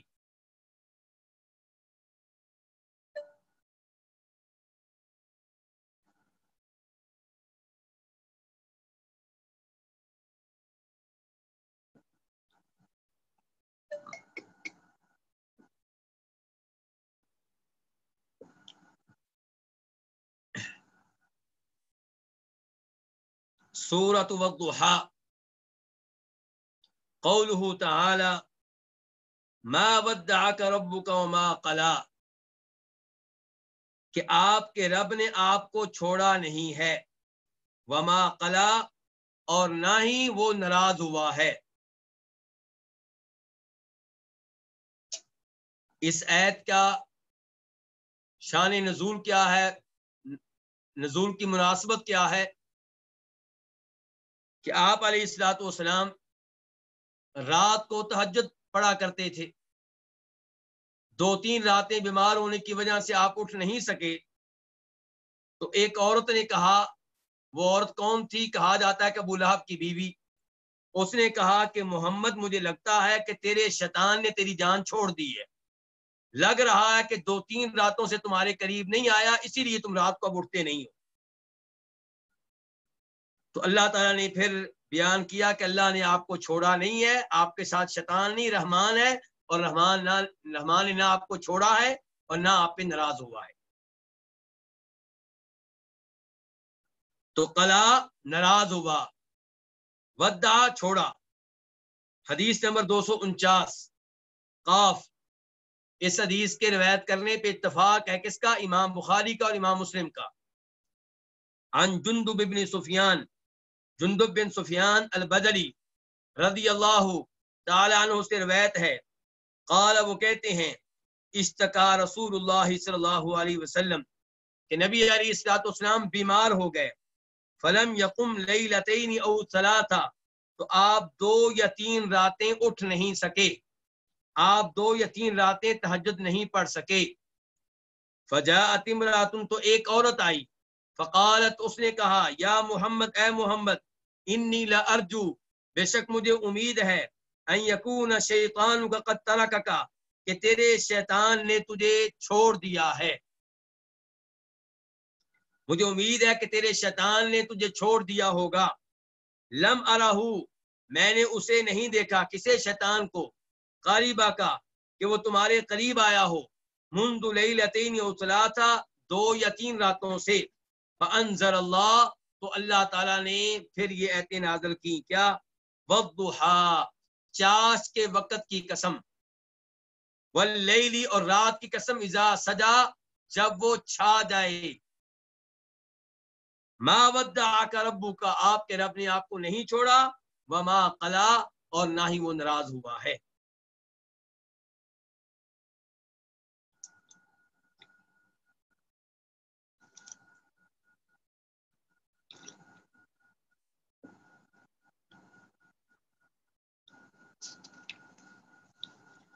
اس حدیث سے اندازہ لگایا جا سکتا ہے کہ اللہ کا دین بیان کرنے کے سلسلے میں نبی علیہ الصلوۃ والسلام کو کتنا تنگ کیا گیا۔ عام سی عورت اللہ کے عظیم نبی کو کتنے عجیب و غریب الفاظ کہہ رہی ہے کہ لگتا ہے کہ شیطان نے تمہاری جان چھوڑ دی ہے۔ اس کے باوجود آپ ڈٹے رہے اور اللہ رب العزت کا پیغام لوگوں میں پھیلاتے رہے، توحید کی دعوت دیتے رہے، شرک سے روکتے رہے۔ اور اس حدیث سے یہ بھی پتا چلا کہ اللہ تعالیٰ نے قرآن کو ایک بار نازل نہیں کیا، وقفے وقفے سے نازل کیا ہے۔ حالانکہ پہلی کتابیں تورات و انجیل وغیرہ اللہ تعالیٰ ایک ہی دفعہ نازل کر دیتے تھے، تو قرآن کو ایسے کیوں نازل کیا ہے؟ اللہ تعالیٰ کہتے ہیں نثبت بہ فؤادک، تاکہ ہم آپ کے دل کو مضبوط کریں۔ دیکھیں یہاں عورت نے الفاظ کہے، آپ پریشان ہوئے ہوں گے، ٹینشن لی ہوگی، غم کا احساس ہوا ہوگا، تو وہی نازل ہوئی کہ چاس کی قسم، رات کی قسم، آپ کے رب نے آپ کو نہیں چھوڑا، آپ کا رب آپ پہ ناراض نہیں ہوا، تو آپ کو کتنا سکون ملا ہوگا، کتنا اطمینان ملا ہوگا۔ سورۃ الکوثر، قولہ تعالی انا اعطیناک الکوثر، اللہ تعالیٰ کا فرمان ہے کہ یقیناً ہم نے آپ کو کوثر دی ہے۔ انا، بے شک ہم نے، اعطیناک، آپ کو دی ہے، کیا دی؟ الکوثر، کوثر۔ کوثر کا معنی و مفہوم کیا ہے؟ کوثر فعال کے وزن پہ ہے، بے انتہا کثرت، خیر کثیر کو کہتے ہیں، بہت زیادہ خیر کو۔ تو اللہ تعالیٰ کہہ رہے ہیں ہم نے آپ کو کوثر دی ہے، کیا مطلب؟ بڑی خیر دی آپ کو مسلمان بنایا، آپ کو نبی بنایا، آپ پہ قرآن نازل کیا، آپ کو سب سے افضل امت دی، آپ کو حوض ملے گا، آپ کو روز قیامت شفاعت ملے گی۔ جو کچھ بھی اللہ نے آپ کو دیا وہ کوثر میں داخل ہے، کیونکہ کوثر کا مطلب ہے خیر کثیر، بہت زیادہ خیر دی ہم نے آپ کو۔ تو انا اعطیناک الکوثر، بے شک ہم نے آپ کو بہت زیادہ خیر دی ہے۔ حدیث نمبر 250 خواہ، اس حدیث کو روایت کرنے والے کون ہیں؟ امام بخاری۔ عن ابن عباس رضی اللہ عنہما، جناب عبداللہ ابن عباس رضی اللہ تعالیٰ عنہما سے روایت ہے، انہ قال، کہ انہوں نے کہا، فی الکوثر، کوثر کے بارے میں، ان کے کوثر کی تفسیر بیان کرتے ہوئے عبداللہ ابن عباس کہتے ہیں، هو الخیر الذی اعطاہ اللہ ایاہ، ہوا یہ کوثر یعنی کہ یہ الخیر، وہ خیر ہے جو اللہ نے آپ کو دی ہے۔ ان کے کوثر کی تفسیر کیا ہے؟ وہ خیر جو اللہ نے آپ کو دی ہے۔ قال ابو بشر، ابو بشر کہتے ہیں، ابو بشر کہاں سے آ گیا جی؟ روایت کرنے والے تو عبداللہ ابن عباس تھے۔ عبداللہ ابن عباس صحابی ہیں، صحابی عبداللہ ابن عباس سے حدیث کس نے لی ہے؟ سعید بن جبیر نے، وہ تابعی ہیں۔ اور سعید بن جبیر سے روایت کس نے لی ہے؟ ابو بشر نے۔ ابو بشر کا نام کیا؟ جعفر بن ابی وحشیہ الواسطی۔ تو یہ ابو بشر کہتے ہیں، ابو بشر کہتے ہیں، قلت، میں نے کہا سعید بن جبیر سے، یعنی کہ سعید بن جبیر نے کہا کہ عبداللہ ابن عباس کہا کرتے تھے کہ کوثر وہ خیر ہے جو اللہ نے اللہ کے رسول کو دی۔ تو ابو بشر کہتے ہیں میں نے سعید بن جبیر سے کہا، فَإِنَّ النَّاسَ، بے شک لوگ، یزعمون، دعویٰ کرتے ہیں، خیال کرتے ہیں کہ انہو، بے شک یہ کوثر، نہرن، یہ ایک نہر ہے، فی الجنت، جنت میں۔ یعنی کہ لوگ کہتے ہیں کہ انا اعطیناک الکوثر، ہم نے آپ کو کوثر دیا ہے، یعنی کہ ہم نے آپ کو وہ نہر دی ہے جو جنت میں ہوگی جس کا نام کوثر ہوگا۔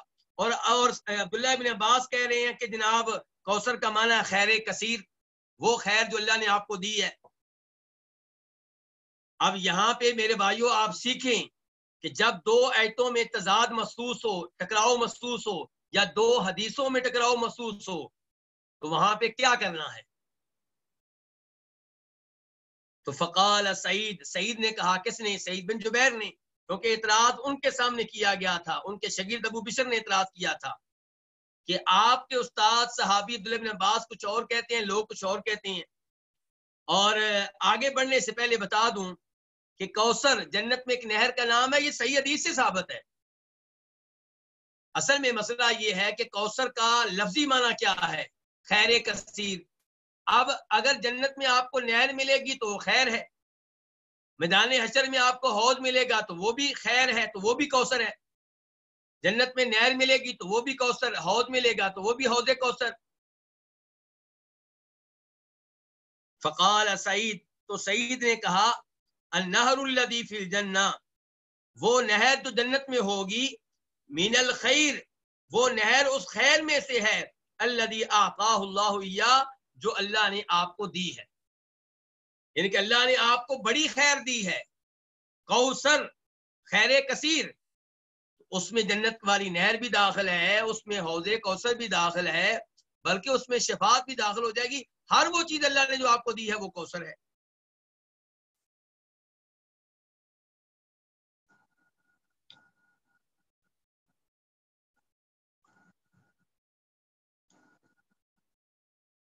اس سے یہ پتا چلا کہ انسان کو جب محسوس ہو کہ دو حدیثوں میں ٹکراؤ ہے، دو ایتوں میں ٹکراؤ ہے، یا قرآن کی ایت میں اور صحیح حدیث میں ٹکراؤ ہے، تو وہ قرآن و حدیث پہ اعتراض نہ کرے، وہ اعتراض اپنی عقل پہ کرے کہ میری عقل سمجھ نہیں پا رہی معاملے کو، میری عقل ناقص ہے.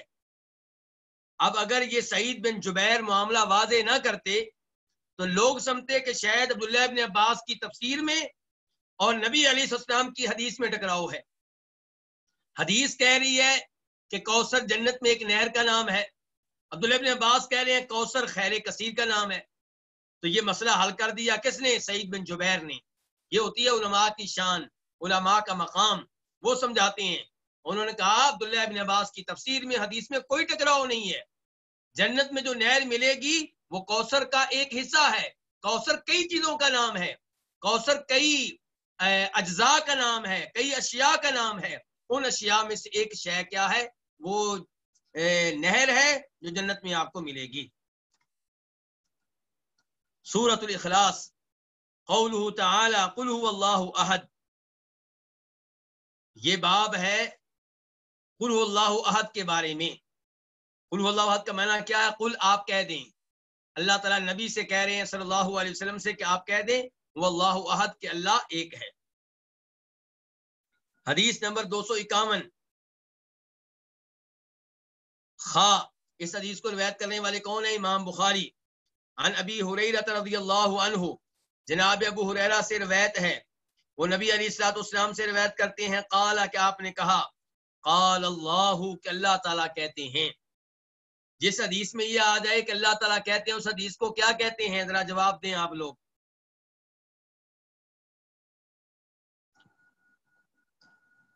اس حدیث کو حدیث قدسی کہتے ہیں. قال اللہ تعالی، اللہ تعالیٰ کہتے ہیں، کذبنی ابن آدم، آدم کے بیٹے نے، انسان نے میری تکذیب کی، مجھے جھوٹا قرار دیا. ولم یکن لہ ذالک، اور یہ اس کے لیے مناسب نہیں ہے، یہ اس کے لیے جائز نہیں ہے، یہ اس کا حق نہیں بنتا. ولم یکن لہ ذالک، ذالک تکذیب، یعنی کہ یہ تکذیب کرنا، اپنے رب کو جھوٹا قرار دینا، یہ انسان کا حق نہیں بنتا. مخلوق ہو کے اپنے خالق کو جھوٹا قرار دینا. وشتمنی، اور مجھے برا بلا کہا. کس نے؟ انسان نے، آدم کے بیٹے نے. ولم یکن لہ ذالک، اور یہ اس کا حق نہیں بنتا، یہ اس کے لیے جائز نہیں ہے. یعنی کہ اپنے رب کو برا بلا کہے، اپنے رب پہ تنقید کرے، اپنے رب پہ اعتراض کرے، اپنے رب کو یعنی کہ برا بلا کہے، یہ انسان کے شایان شان نہیں ہے.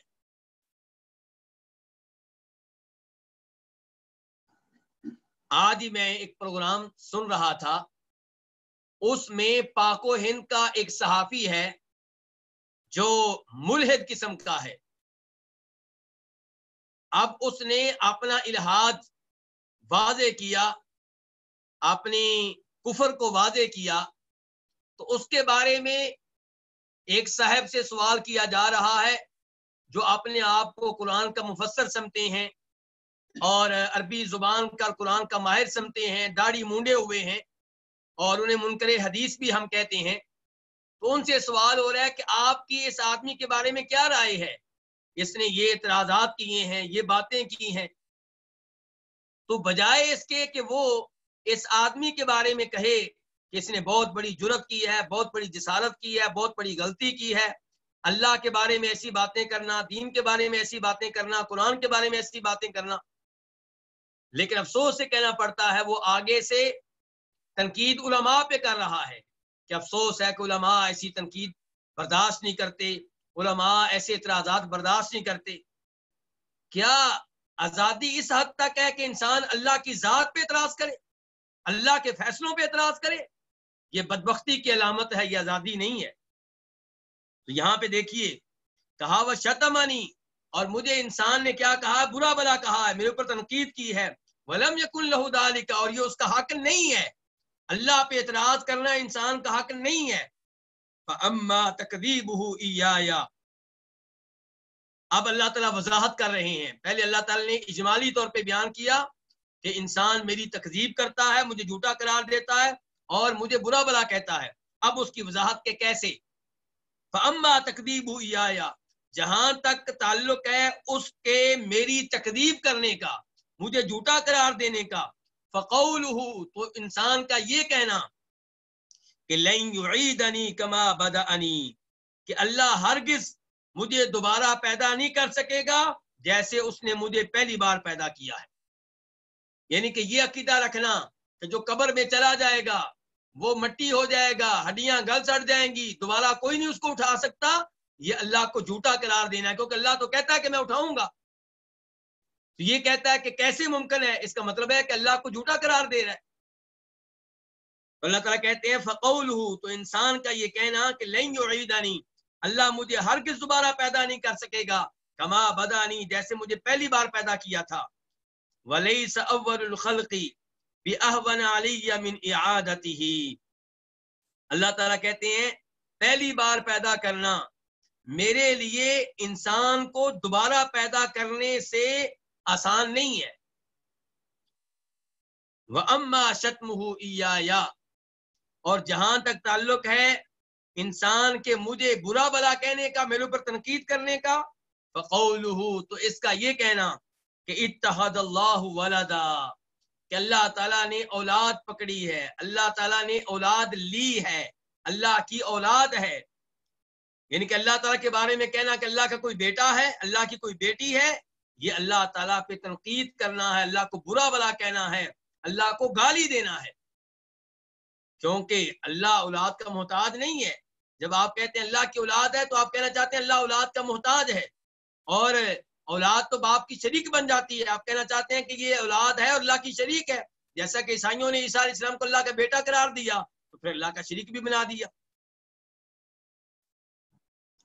وَأَمَّا شَتْمُهُ إِيَّايَ، جہاں تک تعلق ہے اس کے مجھے گالی دینے کا، فَقَوْلُهُ، تو اس کا یہ کہنا کہ اتخذ اللہ ولدا، کہ اللہ نے اولاد لی ہے، اللہ نے اولاد پکڑی ہے. وَأَنَا الْأَحَدُ الصَّمَدُ، جبکہ میں ایک ہوں، الصمد، بے نیاز ہوں، سب میرے محتاج ہیں، میں کسی کا محتاج نہیں ہوں. یعنی کہ مجھے اولاد کی کیا ضرورت ہے، میں اکیلا ہوں، اس لحاظ سے بھی اولاد کی ضرورت نہیں ہے. اولاد ہوگی تو پھر جب اولاد آتی کوئی اکیلا نہیں رہتا. تو الصمد، اولاد کی ضرورت اس کو ہے جو محتاج ہو. اللہ تعالیٰ کہتے ہیں میں تو محتاج نہیں ہوں، میں تو بے نیاز ہوں. لم الد، نہ میں نے کسی کو جنم دیا، یعنی کہ میں کسی کا والد نہیں ہوں، میری کوئی اولاد نہیں ہے. ولم اولد، اور نہ مجھے جنم دیا گیا، میں کسی کا بیٹا نہیں ہوں، میں کسی کے اولاد نہیں ہوں. ولم یکن لی کفوا احد، ولم یکن لی کفوا احد، اور میرا کوئی بھی ہمسر نہیں ہے. احدن، کوئی بھی، کفن، ہمسر، مد مقابل، میرے برابر کا کوئی نہیں ہے. تو سورہ اخلاص، یہاں سے آپ کو اندازہ ہوا ہوگا کتنی عظیم صورت ہے، کتنے غلط عقائد کا اس میں رد ہے.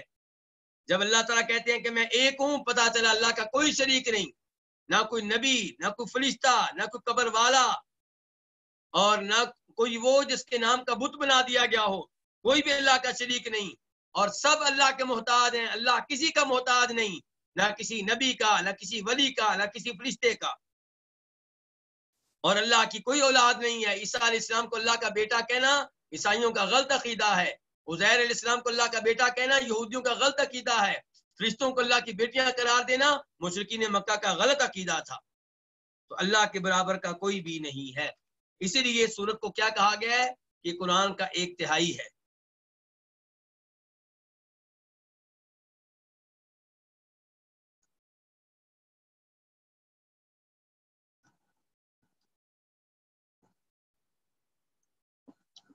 اس کے ساتھ ہی ہماری تیسری کتاب اپنے اختتام کو پہنچی، اور اب ہم بڑھتے ہیں چوتھی کتاب کی طرف۔ اس مقصد میں، دوسرے مقصد میں، چوتھی کتاب آخری کتاب ہے، الکتاب الرابع الاعتصام بسنہ۔ چوتھی کتاب کیا ہے؟ سنت کو مضبوطی سے تھام لینا۔ سنت سے مراد نبی علیہ السلام کی سنت، آپ کا طریقہ، آپ کی احادیث۔ پہلا باب وجوب اطاعت النبی صلی اللہ علیہ وسلم، نبی علیہ السلام کی اطاعت کا واجب ہونا، یعنی کہ آپ کے آرڈر کو ماننا واجب ہے۔ آپ کا آرڈر کسی دوسرے انسان کی طرح نہیں ہے کہ مان لیا تو ٹھیک ہے، نہ مانا تو کوئی بات نہیں، آپ کا ہر آرڈر ماننا واجب ہے۔ وجوب اطاعت النبی صلی اللہ علیہ وسلم، حدیث نمبر 252 خا۔ اس حدیث کو روایت کرنے والے کون ہیں؟ امام بخاری۔ عن ابی ہریرہ ان رسول اللہ صلی اللہ علیہ وسلم قال، جناب ابو ہریرہ سے روایت ہے کہ اللہ کے رسول علیہ السلام نے فرمایا، کل امتی یدخلون الجنۃ الا من ابا، میری ساری کی ساری امت جنت میں داخل ہوگی سوائے اس کے کہ جس نے انکار کیا۔ قالوا یا رسول اللہ، انہوں نے کہا، یعنی کہ صحابہ کرام نے، یا رسول اللہ، اللہ کے رسول، ومن یابا، اور کون انکار کرے گا؟ کس سے؟ جنت میں جانے سے، کیونکہ اللہ کے رسول کہہ رہے ہیں میری ساری امت جنت میں داخل ہوگی سوائے اس کے جو خود ہی جنت میں جانے سے انکار کر دے۔ تو صحابہ کرام نے کہا اللہ کے رسول جنت میں جانے سے کون انکار کرے گا؟ قال من اطاعنی دخل الجنہ، آپ نے کہا کہ انکار کا مطلب کیا ہے، میں بتاتا ہوں کہ جو میری اطاعت کرے گا داخل الجنہ، وہ جنت میں داخل ہوگا، ومن عصانی، اور جو میری نافرمانی کرے، میرے حکم کی تعمیل نہ کرے، میری بات نہ مانے، فقط ابا، تو تحقیق اس نے جنت میں جانے سے انکار کر دیا۔ اس حدیث سے پتا چلا کہ نبی علیہ السلام کی اطاعت کس قدر ضروری ہے، اور آپ کی اطاعت کیسے ہوگی؟ جب ہم قرآن کی ہر بات مانیں گے، جب ہم صحیح احادیث سے ثابت آپ کا ہر آرڈر مانیں گے، تب آپ کی اطاعت کا حق ادا ہو جائے گا۔ اور اس حدیث سے بھی پتا چلا کہ اللہ کے رسول کے آرڈرز ماننے ضروری ہیں، وہاں پہ اعتراض نہیں ہو سکتا، وہاں پہ یہ نہیں کہہ سکتے آپ کیوں، کس لیے، مجھے مطمئن کیا جائے، نہیں، لا یسأل عما یفعل وهم یسألون۔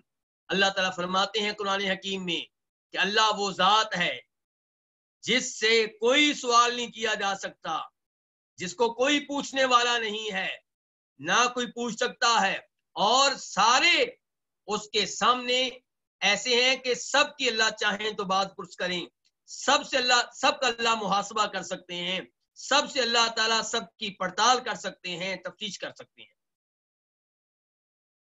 باب نمبر 2، کیا باب ہے؟ باب یہ ہے کہ السنت من الوحی، کہ سنت بھی، آپ کی حدیث بھی وحی کی ایک قسم ہیں، وہ بھی وحی میں سے ہیں۔ تو یہ باب اور یہ احادیث کاری ضرب ہیں ان کے لیے جو منکرین حدیث ہیں، جو احادیث کو اہمیت نہیں دیتے، جو احادیث کو دین اور شریعت نہیں مانتے۔ جاوید احمد غامدی صاحب وہ اپنی تقاریر میں کہتے ہیں کہ ہم احادیث کو مانتے ہیں لیکن ہم احادیث کو دین نہیں مانتے، شریعت نہیں مانتے۔ پھر کیا مانتے ہیں آپ جی؟ یعنی کہ وہ شاید کہنا چاہتے ہیں کہ ہم مانتے ہیں کہ یہ بھی کہانیاں ہیں، جو کہانی اچھی لگی مان لی اور جو اچھی نہ لگی چھوڑ دی۔ تو سنت کو کیا ماننا جائے؟ وہی مانا جائے، دین مانا جائے، شریعت مانا جائے۔ حدیث نمبر 253 میم، اس حدیث کو روایت کرنے والے کون ہیں؟ امام مسلم۔ عن ثوبان مولا رسول اللہ صلی اللہ علیہ وسلم قال، ثوبان جو کہ نبی علیہ الصلوۃ والسلام کے آزاد کردہ غلام ہیں، ان سے روایت ہے، قال وہ کہتے ہیں، یہ ثوبان بن بجدد یمن کے تھے،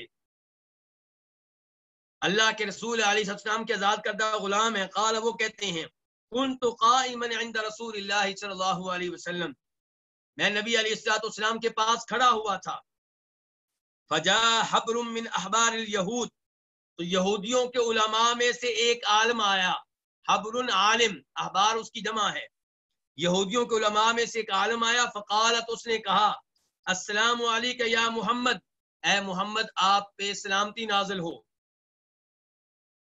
صلی اللہ علیہ وسلم، فدفعته دفعة كاد يسرع منها، ثوبان کہتے ہیں میں نے اس کو دھکا دیا، دفعتاً ایسا دھکا کہ کاد یسرع منها، قریب تھا کہ اس دھکے کی وجہ سے وہ گر جاتا، فقال، تو وہ کہنے لگا، وہ یہودی عالم، لما تدفعنی، مجھے دھکا کیوں دے رہے ہو، فقلت، تو میں نے کہا، الا تقول یا رسول اللہ، کیا تم یہ نہیں کہو گے کہ اے اللہ کے رسول، تم کہہ رہے ہو السلام علیکم یا محمد، اے محمد تمہارے اوپر سلام ہو، یہ کیوں نہیں کہتے اے اللہ کے رسول تمہارے اوپر سلام ہو،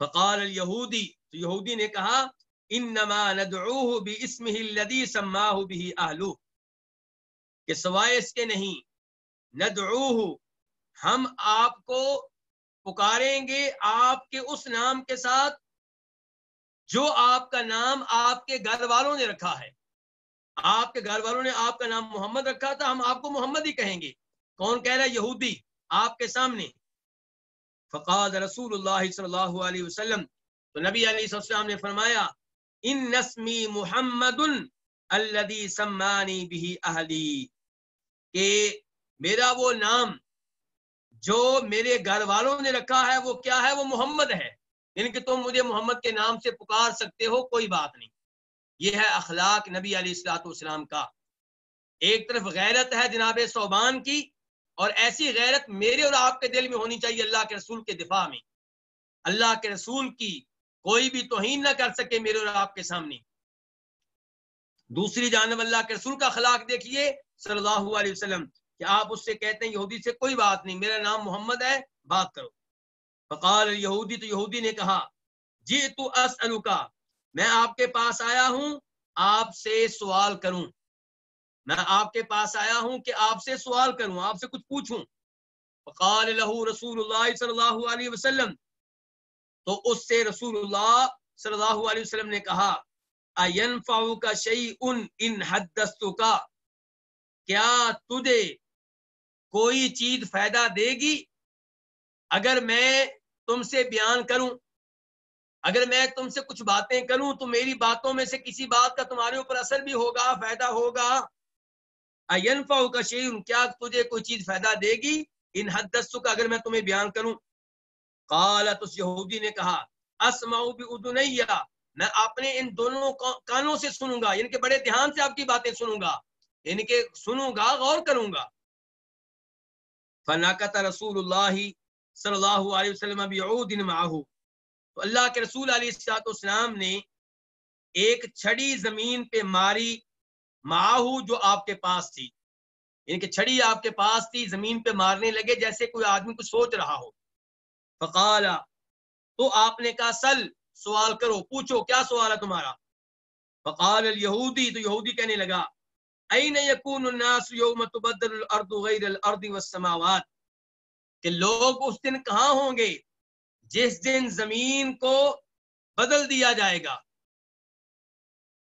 یعنی کہ پہلی زمین سے مراد وہ زمین ہے جہاں حشر ہوگا، تو یعنی کہ زمین بدل دی جائے گی اس زمین کے علاوہ، کس زمین کے علاوہ، جس زمین پہ لوگ رہا کرتے تھے، یعنی کہ حشر کی زمین اس زمین کے علاوہ ہوگی جس زمین پہ لوگ رہتے تھے، اس کا کیا مطلب ہے، کیا وہ زمین بالکل اور ہوگی، یہ بالکل اور ہوگی، یا اس کا مطلب یہ ہے کہ زمین کی حالت تبدیل ہو جائے گی، پہلے زمین کیا ہے، کہیں سمندر ہیں، کہیں دریا ہیں، کہیں گڑھے ہیں، کہیں تہ خانے ہیں اور کہیں پہاڑ ہیں، کہیں بلند و بالا عمارتیں ہیں، کہیں عظیم الشان مسجدیں ہیں، قلعے ہیں. اور قیامت کے دن کیا صورتحال ہوگی؟ قیامت کے دن احادیث سے پتہ چلتا ہے زمین بالکل برابر ہوگی، کوئی گڑھا نہیں ہوگا، کوئی اونچی جگہ نہیں ہوگی، ہموار ہوگی، بالکل ایک جیسی ہوگی، ایک روٹی کی طرح ہوگی. اور یہ حدیث آپ پہلے پڑھ چکے ہیں عقیدے کی ضمن میں. تو یہودی کہہ رہا ہے کہ لوگ کہاں ہوں گے جس دن زمین بدل دی جائے گی اس زمین کے علاوہ، یعنی جس زمین پہ ہم رہ رہے ہیں، والسماوات، اور آسمان بھی بدل دیے جائیں گے. اور یہودی کے الفاظ قرآن کے مطابق ہیں.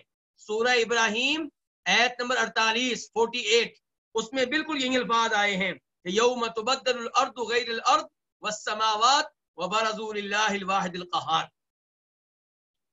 فقال رسول اللہ صلی اللہ علیہ وسلم، اللہ کے رسول علیہ السلام نے فرمایا، ہم فی الظلمۃ دون الجسر، کہ وہ لوگ تاریکی میں ہوں گے. کہاں؟ دون الجسری، پل سے پہلے یا پل کے اوپر، کیونکہ دوسری حدیث میں الفاظ آئے ہیں علی الصراط. تو وہ لوگ تاریکی میں ہوں گے پل سے پہلے. پل سے مراد کون سا پل ہے؟ جو جہنم کے اوپر ہوگا، جس کو ہم پل صراط کہتے ہیں. قال فمن اول الناس اجازتا، تو اس یہودی نے کہا کہ لوگوں میں سے کون سب سے پہلے پل کو عبور کرے گا، یعنی کہ پل کو کامیابی سے سب سے پہلے کون عبور کرے گا؟ قال، تو آپ نے کہا فقراء المہاجرین، فقیر مہاجر، وہ مہاجرین جو فقیر ہیں وہ سب سے پہلے اس پل کو عبور کریں گے. قال الیہودی، یہودی نے کہا فما تحفتہم، ان کا تحفہ کیا ہوگا، ان کو کیا تحفہ ملے گا، ان کی مہمان نوازی کیسے کی جائے گی؟ حین یدخلون الجنہ، جب وہ جنت میں داخل ہوں گے، ان کا تحفہ کیا ہوگا جب وہ جنت میں داخل ہوں گے؟ قال، تو آپ علیہ السلام نے فرمایا زیادت کبد النون، مچھلی کے جگر کا ٹکڑا، مچھلی کے جگر کا زائد حصہ، یہ پہلی مہمان نوازی ہوگی ان کی جو جنت میں داخل ہوں گے. قال، یہودی کہنے لگا فما غذاؤہم علی اثریہا، ان کی غذا کیا ہوگی، ان کا کھانا کیا ہوگا، علی اثریہا، اس کے بعد، یعنی کہ ابتدائی کھانا ان کو ملے گا مچھلی کے جگر کا زائد حصہ، اس کے بعد ان کو غذا کیا ملے گی، اس کے بعد خوراک کیا ملے گی؟ قال، تو آپ نے کہا ینحر لهم ثور الجنہ، ان کے لیے جنت کا ایک بیل ذبح کیا جائے گا، الذی کان یاکل من اطرافها، جو بیل جنت کے اطراف سے، جنت کی مختلف جوانب سے کھاتا پیتا رہا ہوگا. جنت کا بیل ذبح کیا جائے گا جنتیوں کے لیے، یہ وہ بیل ہوگا جو جنت کے کناروں سے، جنت کے اطراف سے کبھی ادھر سے کھاتا رہا ہوگا، کبھی ادھر سے کھاتا رہا ہوگا. قالا، یہودی کہنے لگا فما شرابہم علیہ، تو انہیں مشروب کیا ملے گا، علیہ، اس پہ، یعنی کہ اس کھانے کے بعد پینے کے لیے ان کو کیا ملے گا؟ قالا، تو آپ نے کہا من عین فیہا تسمی سلسبیلا، پینے کے لیے انہیں من عین، اس چشمے سے ملے گا، فیہا، جو چشمہ اس جنت میں ہوگا، تسمی، اس چشمے کا نام کیا ہوگا؟ سلسبیل. سلسبیل چشمے سے ان کو مشروب ملے گا، پانی ملے گا پینے کے لیے. قال صدقتا، یہودی نے کہا آپ نے درست کہا ہے، سچ کہا، جتنے سوالوں کا آپ نے جواب دیا ہے بالکل صحیح دیا ہے. قال، وہ یہودی کہنے لگا وجیتو، اور میں آیا ہوں، اسألوکا، کہ آپ سے سوال کروں، عن شیء، ایک ایسی چیز کے بارے میں، لا یعلمہ احد من اہل الارض، جس کے بارے میں زمین والوں میں سے کوئی بھی علم نہیں رکھتا، الا نبی، سوائے نبی کے، او رجل او رجلانی، یا ایک آدمی یا دو آدمی. یعنی کہ اب میں جو سوال کرنے لگا ہوں اس کا جواب اسے آتا ہوگا جو نبی ہوگا، یا نبی کے علاوہ ایک آدمی اور ہوگا پوری زمین پہ، یا دو آدمی اور ہوں گے بس. قال، تو نبی علیہ السلام نے فرمایا ینفعک ان حدثتک، تجھے فائدہ ہوگا اگر میں تجھے بیان کروں، جواب دے دوں. قال، یہودی کہنے لگا اسمع باذنی، میں سنوں گا آپ کا جواب اپنے دو کانوں کے ساتھ، ان کے بڑے دھیان سے سنوں گا اور غور کروں گا. قال، یہودی کہنے لگا جی تو میں آیا ہوں کہ اسلو کا آپ سے سوال کروں عن الولدی، اولاد کے بارے میں. اولاد یہ کہاں سے آتی ہے، اس کی حقیقت کیا ہے، بچہ مذکر کیسے ہوتا ہے، مؤنث کیسے ان کے ہوتی ہے، لڑکا کیسے پیدا ہوتا ہے، لڑکی کیسے پیدا ہوتی ہے، اس کے بارے میں بتائیں. قال تو آپ نے کہا ماء الرجل ابیض، آدمی کا پانی سفید ہوتا ہے، ان کے آدمی کی منی، آدمی کا نطفہ سفید ہوتا ہے. وماء المرأة اصفر، اور عورت کا پانی زرد رنگ کا ہوتا ہے، عورت کی منی زرد رنگ کی ہوتی ہے. فاذا اجتمعا، جب یہ دونوں پانی ماں کی بچہ دانی میں جمع ہو جاتے ہیں، ماں کے رحم میں جمع ہو جاتے ہیں، فعلی منی الرجل منی المرأة، تو آدمی کی منی، آدمی کا پانی عورت کے پانی پہ غالب آ جاتا ہے. اذکرا باذن اللہ، تو یہ دونوں پانی پھر اللہ کے حکم سے مذکر لے کر آتے ہیں، یعنی کہ بچہ پھر لڑکا پیدا ہوتا ہے، نر پیدا ہوتا ہے. وَإِذَا عَلَى مَنِيُّ الْمَرْأَةِ، اور جب اس کے الٹ ہو جائے کہ جب عورت کا پانی، عورت کی منی غالب آ جائے منی الرجل، مرد کی منی پہ، آنسا باذن اللہ، تو پھر یہ دونوں پانی اللہ کے حکم سے لڑکی لے کر آتے ہیں، پھر لڑکی پیدا ہوتی ہے. قال الیہودی، یہودی کہنے لگا لقد صدقتا، آپ نے یقیناً سچ کہا ہے، ٹھیک کہا ہے. وَإِنَّكَ لَنَبِيٌّ، اور اس میں کوئی شک و شبہ نہیں ہے کہ آپ نبی ہیں، لیکن کلمہ نہیں پڑھا اس نے. اب یہ زبانی کہہ گیا کہ آپ نبی ہیں، اور اللہ پہ اس کا پہلے ایمان تھا. کیا مسلمان ہے؟ نہیں.